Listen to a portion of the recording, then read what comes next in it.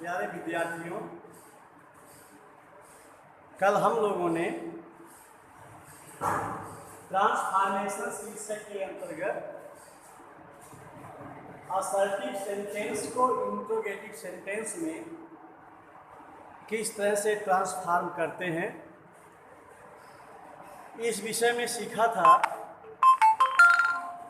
आज हम उसी शीर्षक से संबंधित interchange of assertive and interrogative sentences में हम उसके दूसरे पार्ट इंट्रोगेटिव सेंटेंस को असर्टिव सेंटेंस में बदलने के विषय में अध्ययन करेंगे।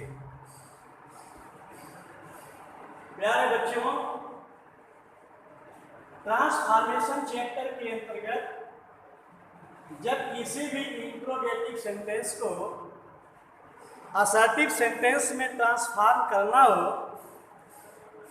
तो हम किन किन नियमों का पालन करके, किन किन नियमों का प्रयोग करके हम दिए गए इंट्रोगेटिव सेंटेंस को असर्टिव सेंटेंस बना सकते हैं, हम एक एक करके उन सभी नियमों के विषय में सीखेंगे।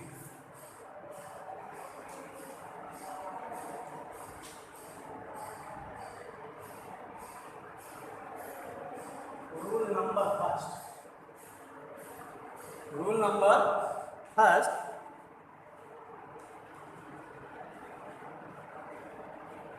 बच्चों, कल हम लोगों ने जब असर्टिव सेंटेंस से इंट्रोगेटिव सेंटेंस में ट्रांसफॉर्मेशन किया था तो हमने एक एग्जाम्पल लिखा था।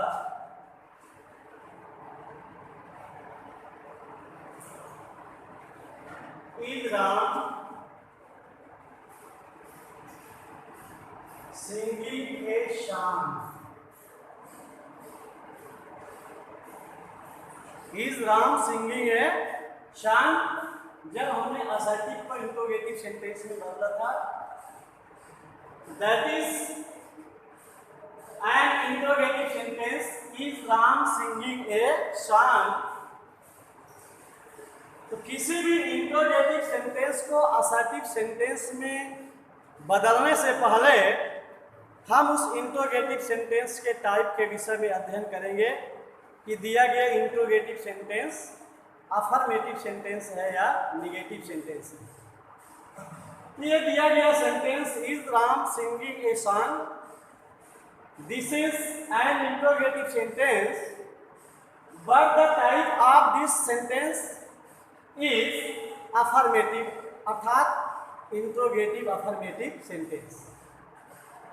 जब इस इंट्रोगेटिव सेंटेंस को हम असर्टिव सेंटेंस में बदलेंगे तो नियम के मुताबिक यदि इंट्रोगेटिव सेंटेंस में लिखा गया वाक्य अफर्मेटिव हो तो असर्टिव में बदलने पर वह निगेटिव में बदल जाता है, और यदि दिया गया इंट्रोगेटिव सेंटेंस अफर्मेटिव हो तो वह असर्टिव में बदलने पर निगेटिव सेंटेंस में बदल जाता है।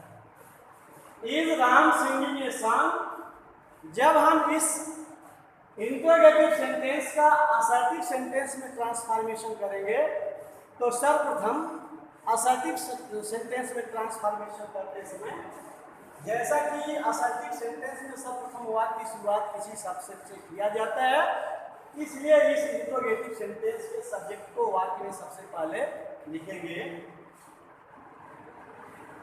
राम। असर्टिव सेंटेंस के फॉर्मेशन में दूसरा आता है वर्ब का नंबर। उसमें यदि हेल्पिंग वर्ब हो तो पहले हेल्पिंग वर्ब और मेन वर्ब हो तो उसके बाद मेन वर्ब हो जाएगा राम इज।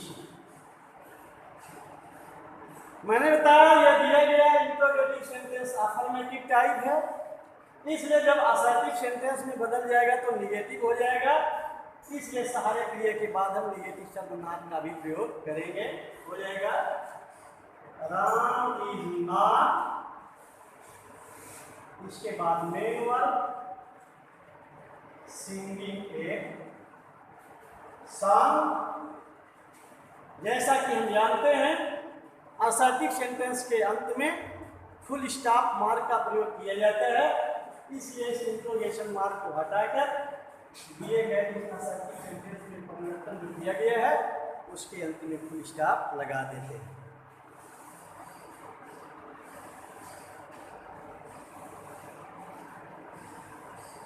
इसी को हम एक और उदाहरण के माध्यम से आप लोगों को बताने का प्रयास करेंगे।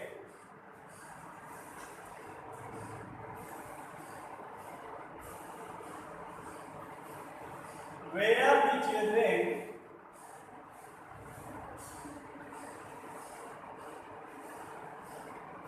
not making a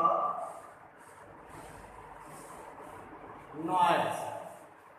Where the children not making a noise, that is also an interrogative sentence, but this different sentence is different from this one because this interrogative sentence is affirmative one, but this interrogative sentence is negative. Therefore, when we change this interrogative sentence in assertive form of the sentence, we will change this interrogative negative sentence into a affirmative one. अर्थात इस दिए गए interrogative negative sentence का परिवर्तन जब assertive sentence में किया जाएगा तो वाक्य का परिवर्तन एक अफर्मेटिव सेंटेंस में होगा। Where the children not making a noise, इस वाक्य का दिया गया सब्जेक्ट द चिल्ड्रेन है, इसलिए हम असर्टिव सेंटेंस की शुरुआत सबसे पहले सब्जेक्ट से करेंगे। द चिल्ड्रेन सहायक क्रिया where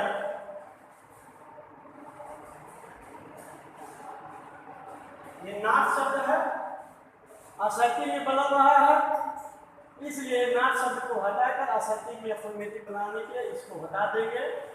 the children were making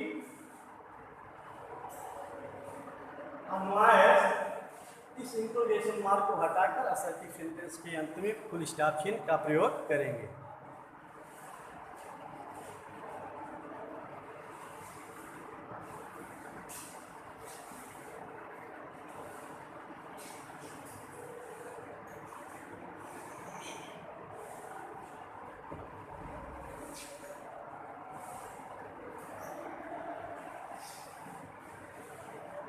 बच्चों, किसी भी इंट्रोगेटिव सेंटेंस को जब हम असर्टिव सेंटेंस में बदलते हैं उसके लिए जो दूसरा नियम प्रयुक्त करते हैं वह निम्नलिखित है।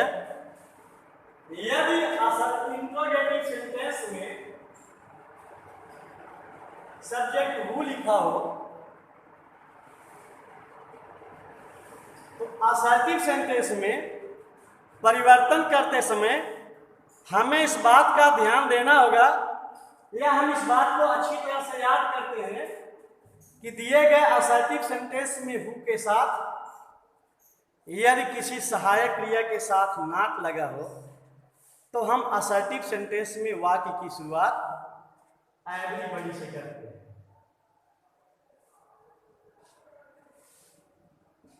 एवरीबॉडी यदि हु से प्रारंभ होने वाले उस वाक्य में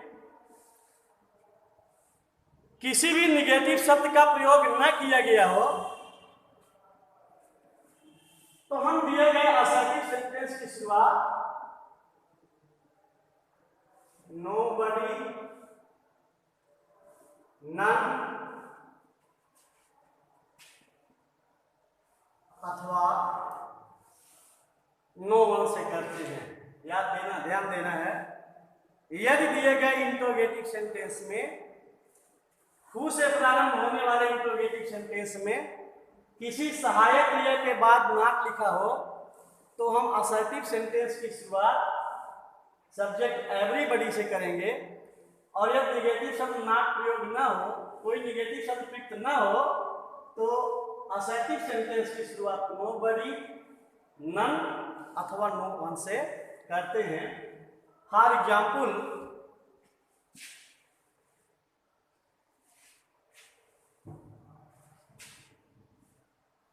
who does not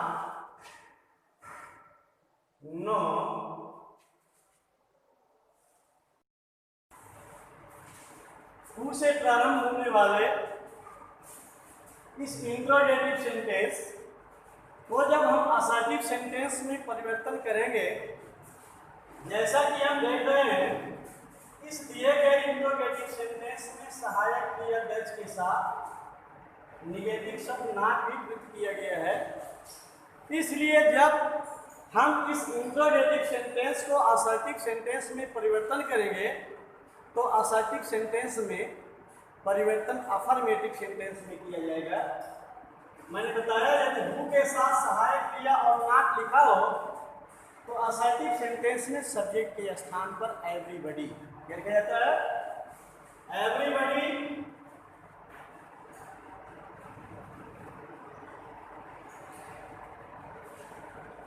जब ये नॉट हट जाएगा तो सहायक क्रिया भी हट जाएगा।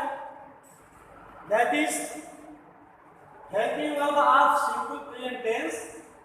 इसलिए जो मेन वर्ब आएगा उसके साथ क्रिया में यस या यस जुड़ जाएगा, क्योंकि दिए गए वाक्य का सब्जेक्ट एक वचन है। Everybody knows Pandit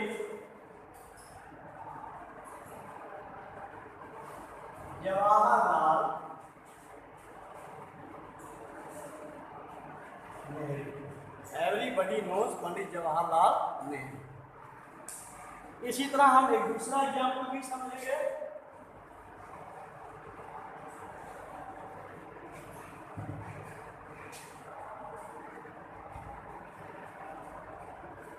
Who has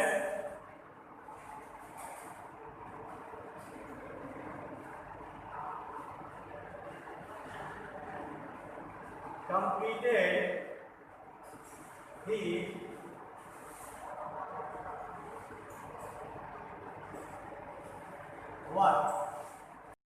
दिए गए इंट्रोगेटिव सेंटेंस को असर्टिव सेंटेंस में परिवर्तन करेंगे। जैसा कि हम देख रहे हैं हु से प्रारंभ होने वाला यह इंट्रोगेटिव सेंटेंस अफर्मेटिव सेंटेंस में लिखा गया है।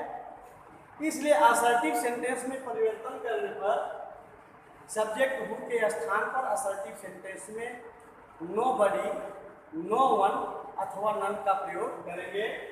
लिख देंगे हु के स्थान पर नोबडी हैज।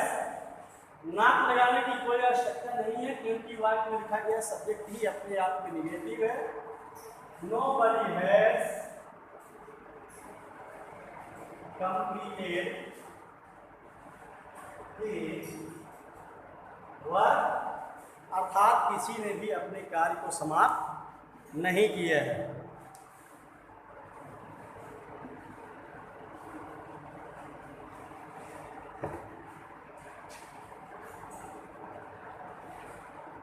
इंट्रोगेटिव सेंटेंस को असर्टिव सेंटेंस में परिवर्तन करते समय कुछ विशिष्ट नियमों के विषय में भी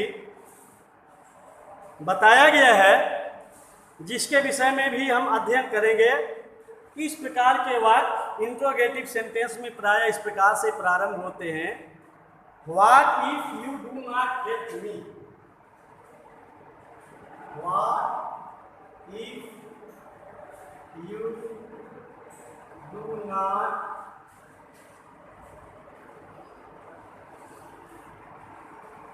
help me। यदि दिए गए वाक्य What if you don't help me। बच्चों इस इंट्रोगेटिव सेंटेंस में एक इफ क्लॉज लिखा if you don't help me, और इससे पहले एक इंट्रोगेटिव वर्ड लिख दिया व्हाट। अर्थात इस इंट्रोगेटिव सेंटेंस को जब हम असर्टिव सेंटेंस में ट्रांसफॉर्मेशन करेंगे तो इस व्हाट शब्द का विस्तार कर देंगे। इस व्हाट शब्द को इट डज नॉट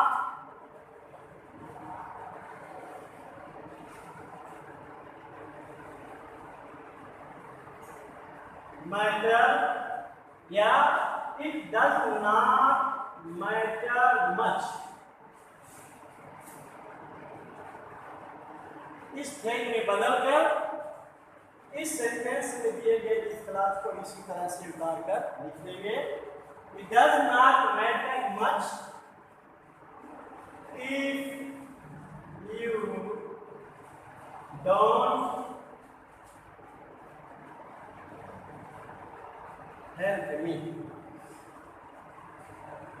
इसी तरह से एक दूसरा एग्जाम्पल भी देखेंगे।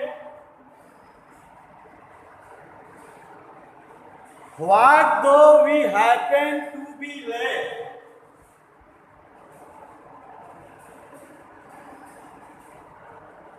What though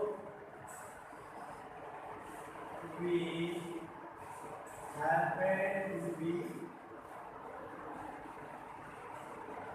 late? इसमें भी what शब्द का प्रयोग किया गया है। इसके पश्चात एक क्लॉज लिखा गया though we happen to be late. इस सेंटेंस को भी हम असर्टिव सेंटेंस में बदलते समय व्हाट शब्द को इट डज नॉट मैटर में बदल देंगे और इसी से असर्टिव सेंटेंस की शुरुआत भी करेंगे। It does not matter much though we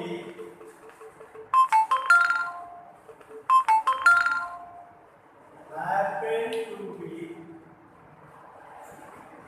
late। इसके भी अंत में क्वेश्चन मार्क हटाकर फुल स्टॉप का प्रयोग कर देंगे। इसी तरह का एक तीसरा एग्जाम्पल भी हम देखेंगे।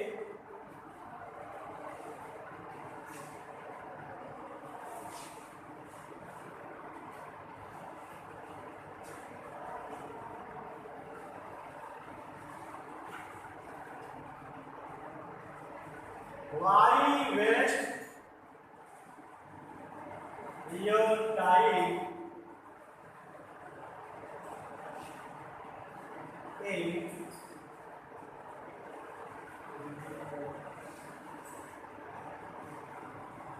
needless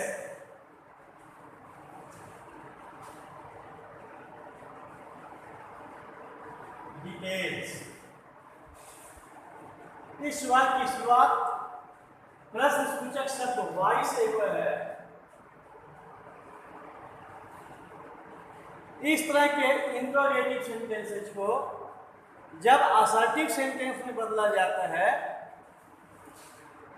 तो वाक्य इंट्रोगेटिव सेंटेंस में लिखे गए इस प्रश्न सूचक शब्द के स्थान पर हम असर्टिव सेंटेंस में it is extremely police phrase का प्रयोग करते हैं।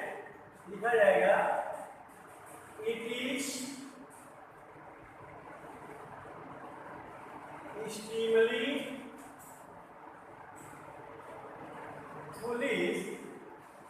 तत्पश्चात वाक्य में जो वर्ब आता है उस वर्ब से पहले हम प्रीपोजिशन टू लगाकर प्रिंट कर देते हैं। It is extremely police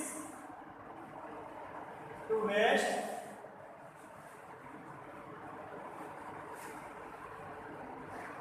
time in